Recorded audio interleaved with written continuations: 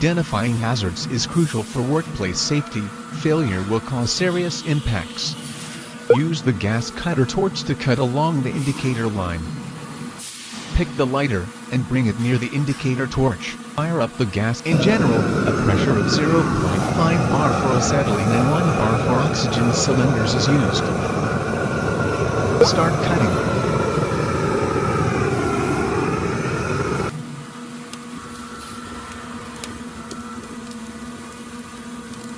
To avoid flame hazards, place oil can on table.